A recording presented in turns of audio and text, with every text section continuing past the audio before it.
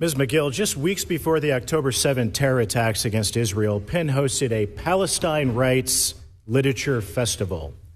The event featured Mark Lamont Hill, who was fired by CNN for calling for the destruction of Israel.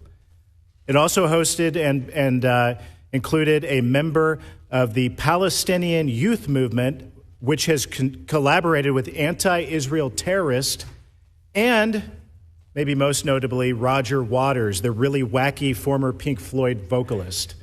The same Roger Waters, by the way, who's publicly used anti-Jewish slurs, desecrated the memory of Anne Frank, and has dressed up as a Nazi and floated a pig balloon with the Star of David at many of his concerts. Why in the world would you host someone like that on your college campus to speak at the so-called Palestinian Rights Literature Festival?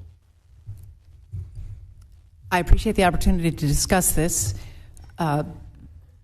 Anti-Semitism has no place at Penn. Why did you invite Roger Waters? What did you think you would get out of him? Anti-Semitism has no place at Penn, and our free speech policies are guided by the United States Constitution. Why did you invite Roger Waters? And Anti-Semitism does not have a place at Penn. And you condemn what Roger Waters stands for. Congressman, prior to the event, I issued a statement calling out the anti-Semitism of some of the speakers at that conference. Specifically Roger Waters. Yes or no? Roger Waters is among them. So yes. You specifically called out a guy who floated pig balloons with the Star of David at his concerts.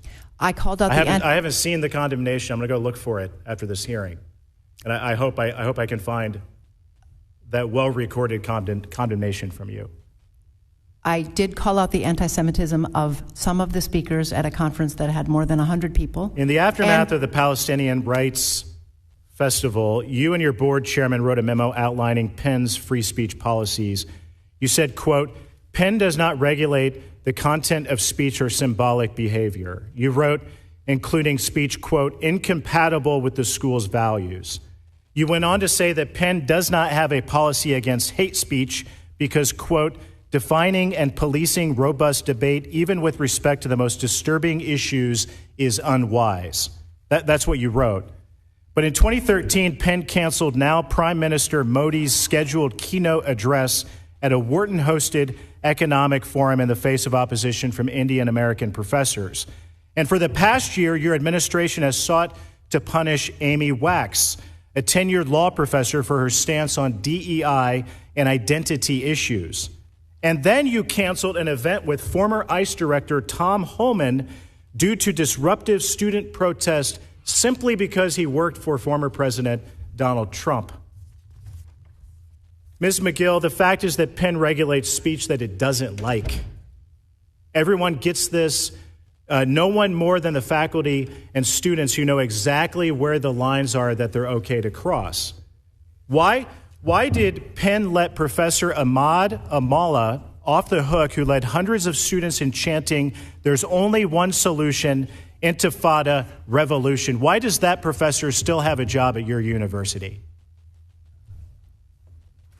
Representative, our approach to speech is, as I identified, it follows and is guided by the United States Constitution, which allows for robust perspectives. I disagree with the characterization that we treat speech differently, and I can't discuss any individual disciplinary proceeding. The same goes for Penn professor Ann Norton, who's repeatedly denied Hamas's worst atrocities on October 7.